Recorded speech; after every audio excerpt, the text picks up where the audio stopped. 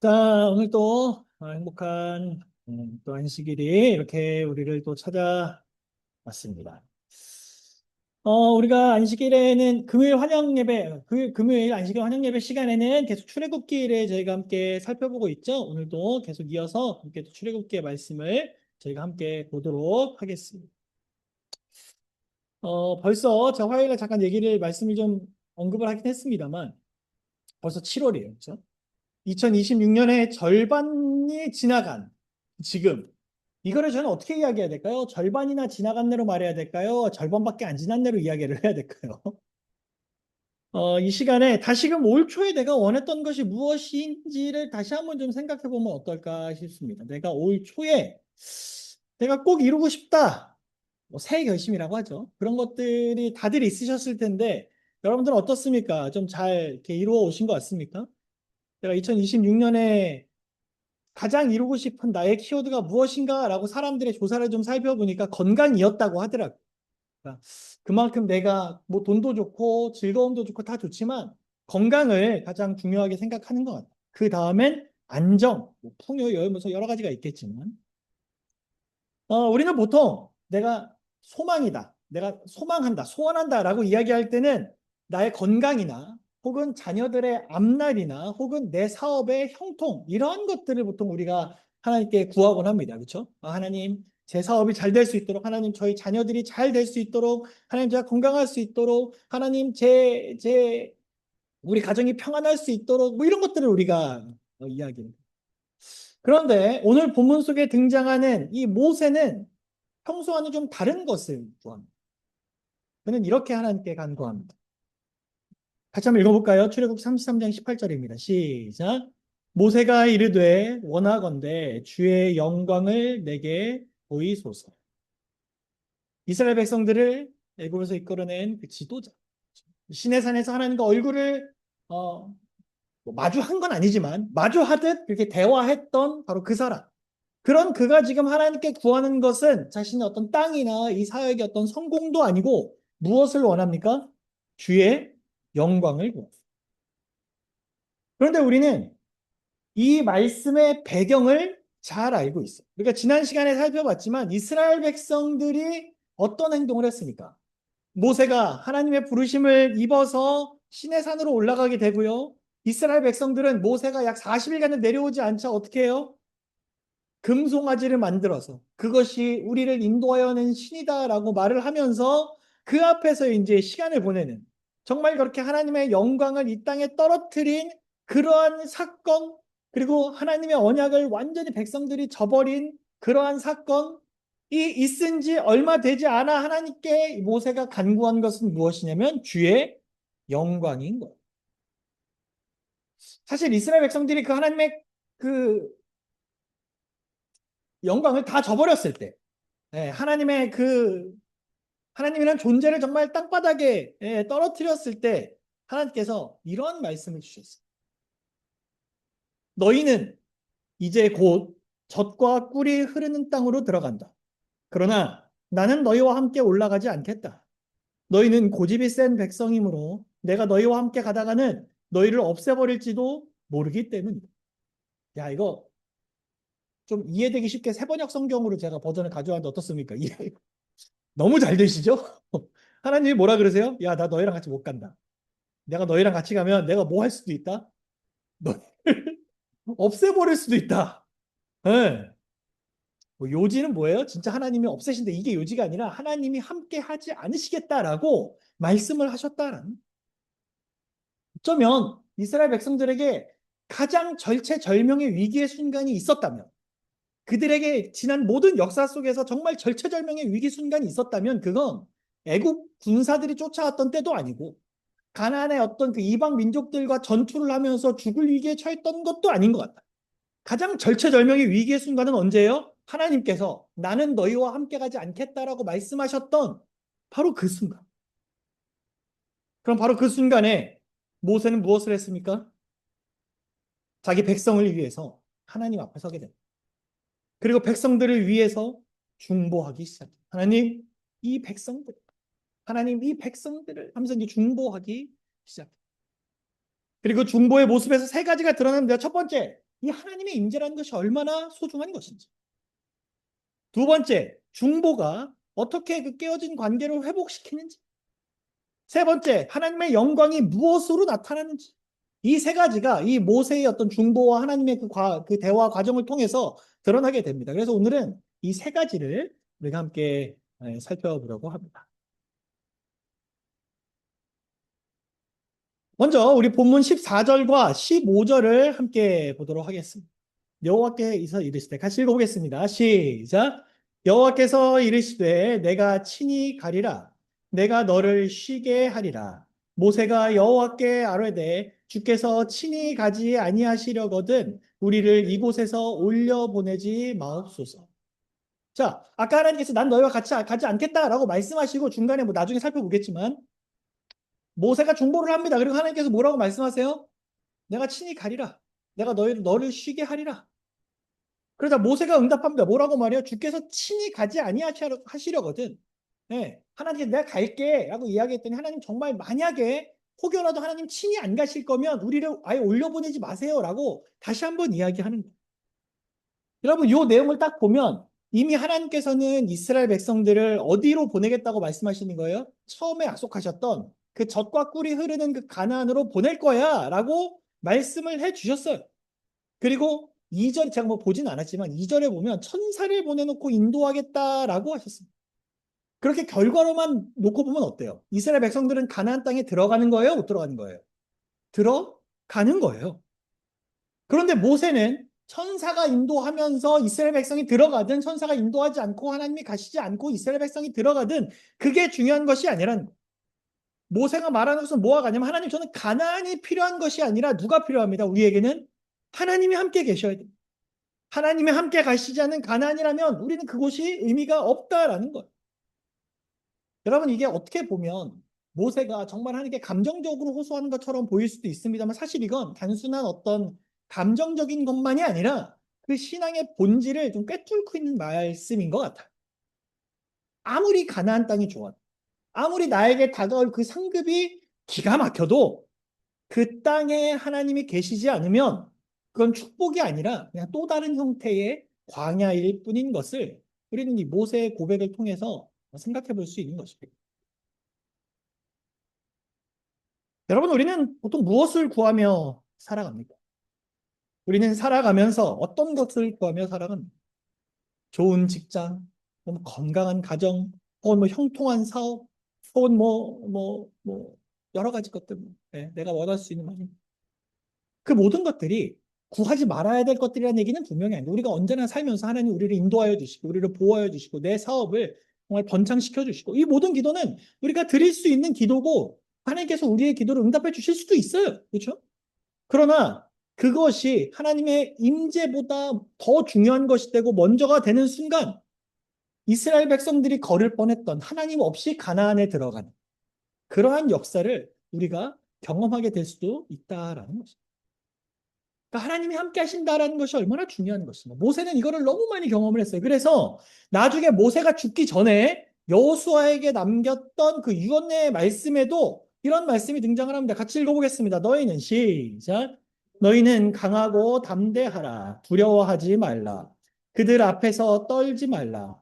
이는 내 하나님 여호와 그가 너와 함께 가시며 결코 너를 떠나지 아니하시며 버리지 아니하실 것임이라. 여러분 여호수아는 어쩌면 모세 곁에서 그 역사를 함께 경험했던 사람이잖아요. 그렇죠? 그 전쟁에서 승리하는 경험, 그 다음에 뭐 가나안 땅에 들어가서 정말 뭐 놀라운 모습도 보고 또 경험하고 했던 그런 사람이 여호수아잖아요. 그런데 그에게 모세가 남기는 유언에서 핵심은 무엇이냐면 너가 그러한 지혜를 얻었으니 너는 앞으로 그걸 잘 해 나갈 거야. 화이팅 이런 얘기가 아니었어요. 다시 한번 여호수아에게 머리에 기억하도록 새겨주고 싶었던 그 가슴에 꼭 새겨주고 싶었던 정말 중요한 메시지는 뭐냐면 누가 너와 함께 가신다? 여호와 하나님께서 너와 함께 가시고 결코 너를 떠나지 아니하시고 결코 너를 버리지 아니하신다. 이게 모세가 정말 죽을 때도 정말 죽기 직전에도 남겨준 그 메시지인 것입니다. 신약에 넘어가면 어떨까요?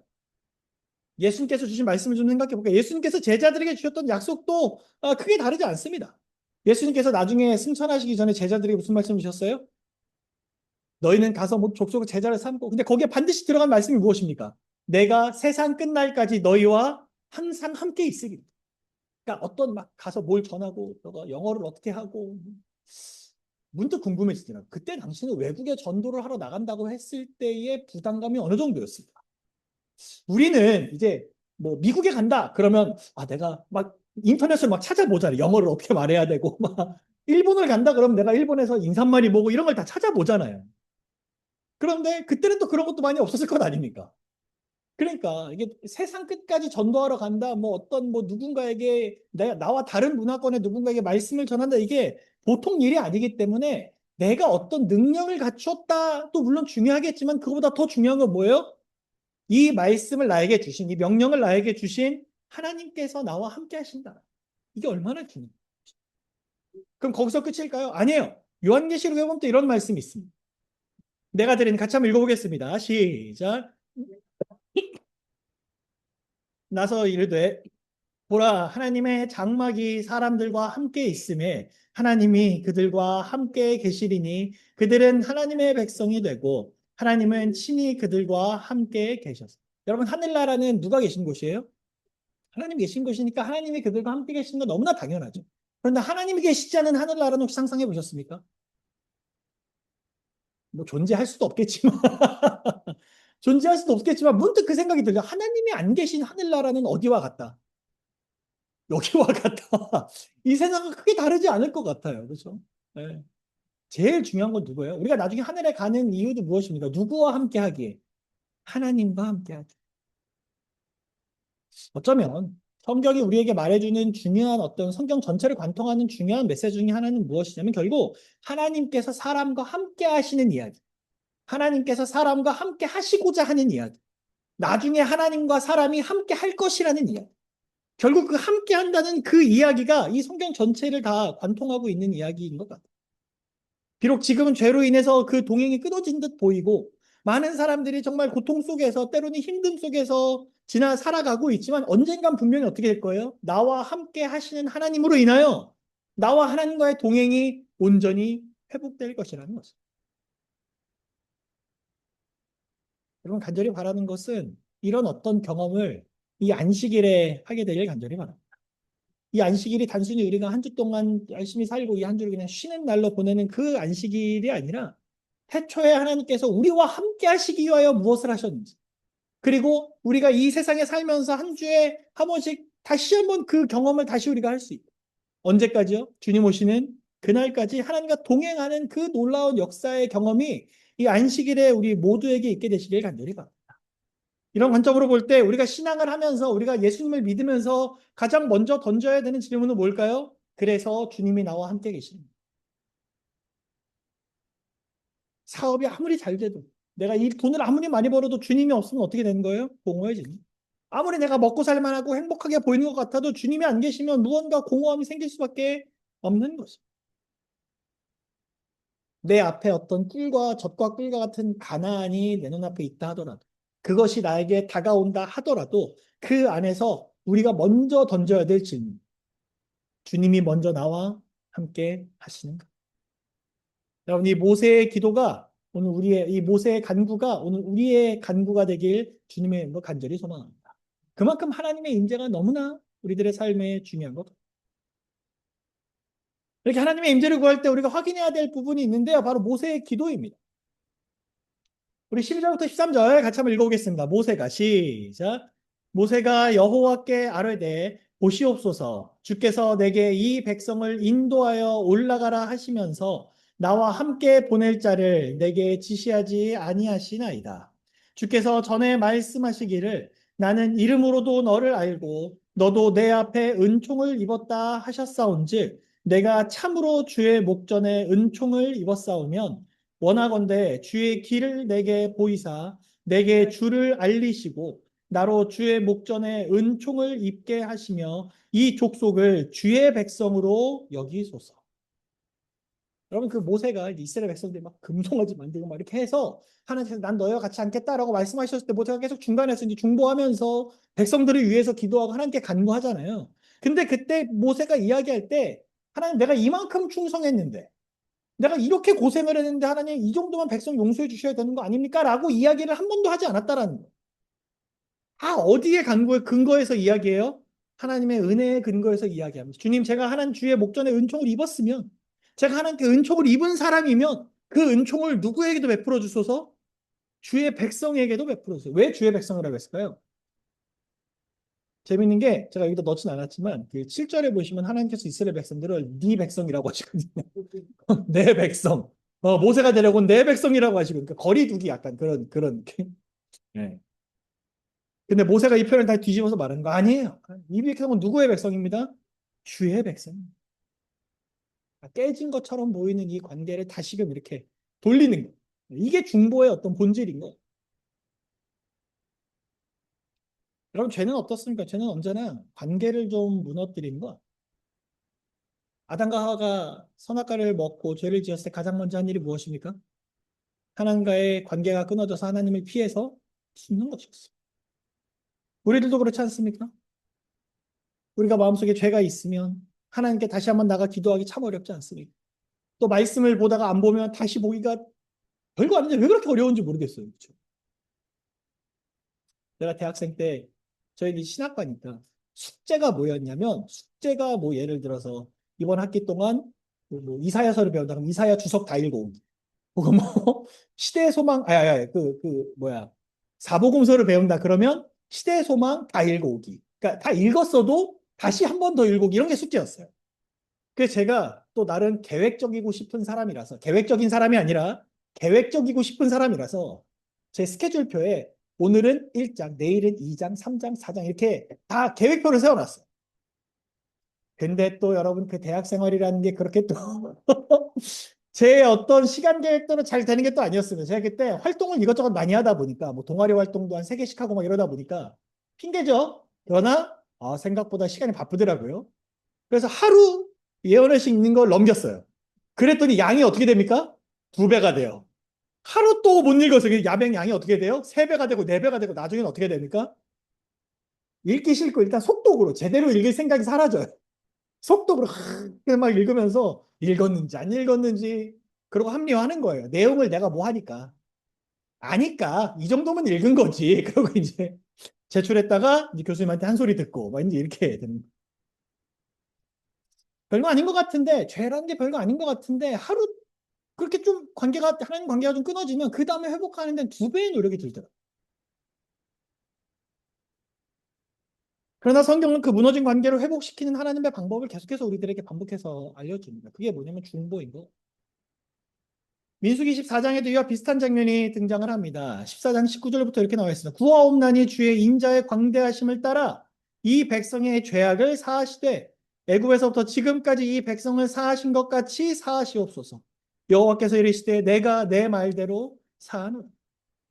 이 장면도 마찬가지. 백성이 다시 반역했을 때 모세는 또 그들을 위해서 간구하고 이제 하나님께서 뭐라 그러세요? 내가 너의 말대로 사하겠다. 백성을 향한 한 사람의 이 모세의 간절한 기도가 공동체의 운명이 뒤바뀌게 되는 거예요. 이 이스라엘 백성의 운명이 뒤바뀌게 됩니다.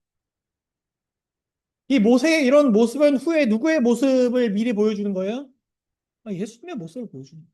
그래서 우리는 구약의 이 모세의 모습을 보면서 예수님이 그러셨구나 라는 것도 우리가 함께 발견할 수 있어요. 히브리서 7장 25절 같이 읽어보겠습니다. 그러므로 시작. 그러므로 자기를 힘입어 하나님께 나아가는 자들을 온전히 구원하실 수 있으니 이는 그가 항상 살아계셔서 그들을 위하여 간구하십니다. 여러분 우리에게 있는 아주 중요한 교리 중에 하나가 하늘 성소 교리거든요. 우리 재림교회가 갖고 있는 너무나 귀한 기별입니다. 근데 그 기별의 중요한 부분이 뭐예요? 우리 주님께서는 지금도 뭐 하고 계시다? 지금도 우리를 위해서 간구하신 나의 이 하루를 위해서 나의 어떤 이 연약함을 위해서 내가 오늘 온전히 하나님과 동행하기 오늘 내가 주 안에서 승리하기를 늘 오늘도 간구하고 계신 분이 우리 주님이시라는 것을 우리 히브리서에서 우리가 확인할 수 있는 것입니다. 지금 이 순간 이 얼마나 감사한 일. 모세가 그 연약했던 모세가 이 인간이라는 정말 연약한 그걸 갖고 있는 어쩔 수 없이 연약함을 갖고 있는 이 모세라는 한 인간이 중보했을 때 이스라엘 백성의 운명이 바뀌었는데 우리 예수님께서 우리를 위해 중보하고 계신데 우리가 어찌 위로받지 않을 수 있겠습니까? 요한일서 2장 1절 같이 한번 읽어보겠습니다. 만일 시작. 만일 누가 죄를 범하여도 아버지 앞에서 우리에게 대언자가 있으니 누구라고요? 곧 의로우신 예수 그리스도시라. 오해하시면 안 됩니다. 어차피 예수님께서 중보하고 계시니까 오늘은 내 맘대로 이렇게 적용하면 큰일 납니다. 이 얘기는 그게 아니에요. 예수님이 계시니까. 네. 이게 옛날에 이제 약간 그 무슨 교리죠? 그거 면죄부 교리가 약간 그런 거예요. 오늘 내가 해도 면죄부 사서 하면 괜찮다. 이런 그런 개념으로 접근하시면 안 돼요. 우리에겐 누가 있어요? 대언자이신 예수 그리스도가 있어요. 우리가 이 시간에 함께 예배 드릴 수 있는 것, 내가 이 안식일을 지킬 수 있는 것, 내가 하나님께 간절히 기도할 수 있는 것, 그 모든 자격은 예수님께서 우리를 위해 중보하고 계시기 때문에 나아갈 수 있음을 여러분 꼭 기억하게 되시길 간절히 바랍니다. 히브리서 4장 16절은 이 부분에 대해서 우리의 모습을 굉장히 멋지게 표현해 주거든요. 같이 한번 읽어볼까요? 그러므로 시작. 그러므로 우리는 은혜의 보좌 앞에 담대히 나아갈 것입니다. 저는 담대히라는 표현이 상당히 제 마음에 깊이 들어왔습니다. 담대히. 중요한 건 내가 잘나서 담대히가 아니라는 거죠. 내가 뭘 뛰어나서 담대히가 전혀 아니라는 다 누구의 은혜이기에 우리 주님의 은혜이기에 담대히 나가지만 교만이 나가는 것이 아니라 겸손히 나아갈 수 있는 진짜 겸손한 자만이 담대히 나아갈 수 있다. 여러분 이 시간에도 우리 주님께서 우리를 위하여 중보하고 계심에 감사한 우리 모두가 되시길 간절히 바랍니다.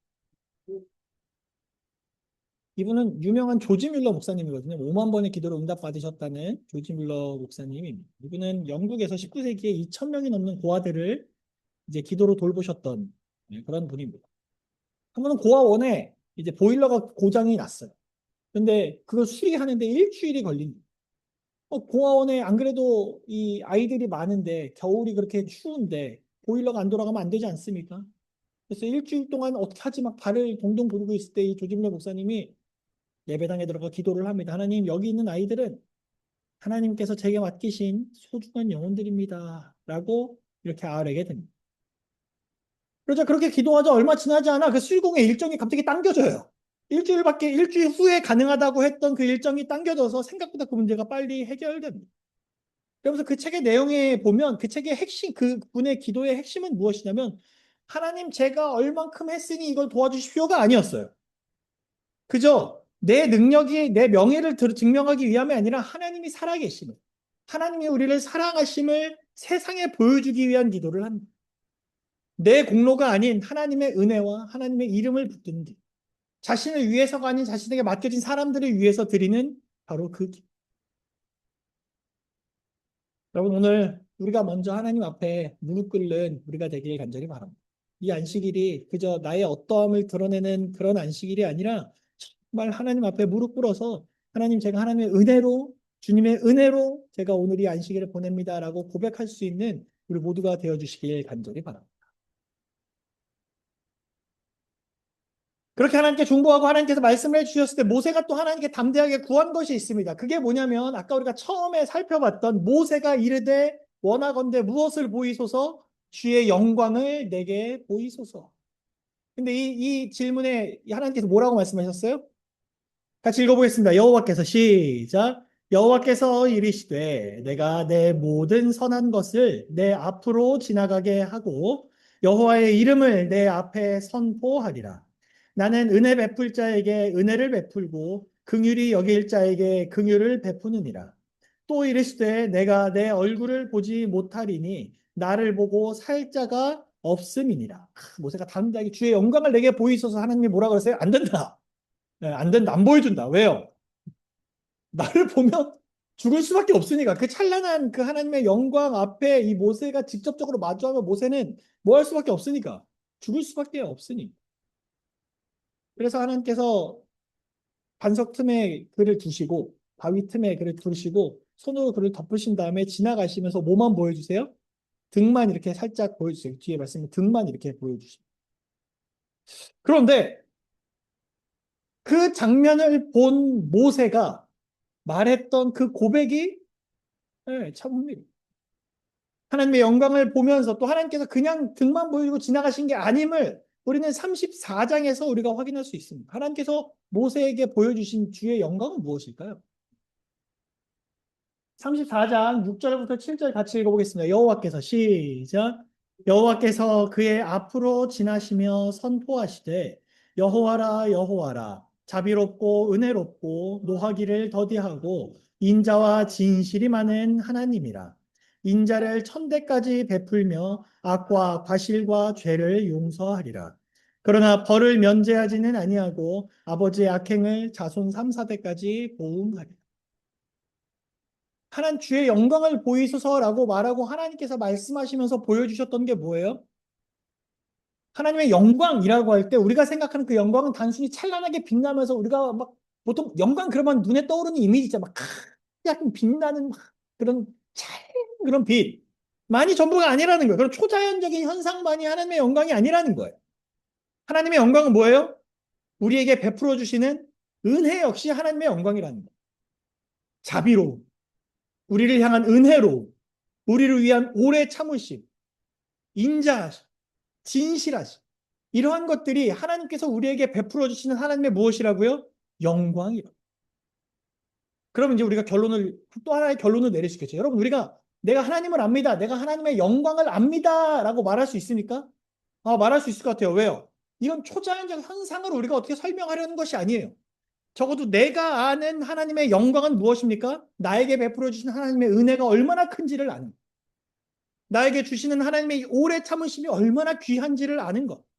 하나님께서 나에게 주신 그 인자와 진리, 진실, 이 모든 것들이 얼마나 크고 놀랍고 아름다운 것인지 우리가 아는 것이 하나님의 영광을 아는 것이고 하나님을 아는 올바른 것이라는 것. 때로 우리는 하나님을 너무 능력에만 치우쳐져서 생각하고 있지는 않습니까? 하나님 이것 좀 들어주세요. 하나님 저것 좀 도와주세요. 하나님 요것 좀 해주세요.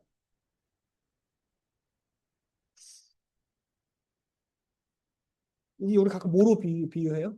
그 옛날에 디즈니에서 나왔던 오래된 알라딘의 요술램프 이런 거 있잖아요. 싹싹싹 밀어가지고 소원 3개 들어주면 이제 지니가 사라지는 뭐 그런. 근데 우리는 지니 그 뭐야 소원을 3개 들어주는 지니를 한 수백 개는 가지고 있는 것처럼 기도합니다. 하나님 이것 좀 해주시고 저것도 좀 해주시고 이것 좀 도와주시고 저것 좀 해결해 주시고 이것 좀 챙겨주시고 이것 좀 이끌어 주시고 우리가 너무 능력의 하나님 때로는 어떤 너무 문제를 해결해 주신 하나님에만 치우쳐져 있다면 어쩌면 우리는 하나님의 영광을 제대로 이해 못한 것인지도 모르겠어요. 우리가 알아야 하는 진짜 하나님의 영광은 오늘 나에게 베풀어 주신 은혜, 오늘 나에게 베풀어 주신 그 참아주심, 오늘 나에게 보여주셨던 그 인자하심, 오늘 내가 받은 그 은혜도 진짜 예배는 어쩌면 우리가 하나님께 무엇을 받는 것이 아닌 우리가 하나님께 받은 그 은혜를 돌이키고 감사하며 그래서 찬양하는 것이 진짜 예배 시간이라는 생각도 다시 한번 해보게 됩니다. 여러분 사실 이 모세가 하나님께 드렸던 이 요청은 사실 일반적으로는 전무후무한 요청이었어요. 부조화 선지자에 보면 이렇게 이야기하거든요. 그는 이제 지금까지 어떤 인간도 해본 일이 없는 요구, 곧 원컨대 주의 영광을 내게 보이소서라고 요구해. 그러니까 전무후무한 거예요. 어떤 인간도 하나님한테 하나님 영광 좀 보여주세요라고 당돌하게 말했던 사람이 없는 거예요. 그런데 하나님께서는 그런 당돌함에도 어떻게 하세요? 그를 향해 보여주신, 덮어주시고 등만 보여주신 것도 은혜요. 그렇죠? 그에게 그가 받은 은혜를 알도록 해주시는 것도 은혜. 그러니까 모세 그릇에 맞춰서 또 합당하게 보여주시는 거예요. 온 우주를 지은 우리 그 창조주 하나님께서 그 모세 한 명에게 맞춰서 자신의 영광을 드러내주세요. 얼마나 귀한 것입니다. 그럼 우리들에게는 어떨까요? 우리들에게도 나에게 맞춰 하나님을 정말 잘 이미 보여주고 계신지도 모르겠어요.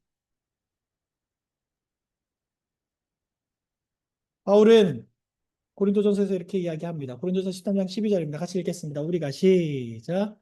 우리가 지금은 거울로 보는 것 같이 희미하나 그때에는 얼굴과 얼굴을 대하여 볼 것이요 지금은 내가 부분적으로 아나 그때는 주께서 나를 아신 것 같이 내가 온전히 알리라.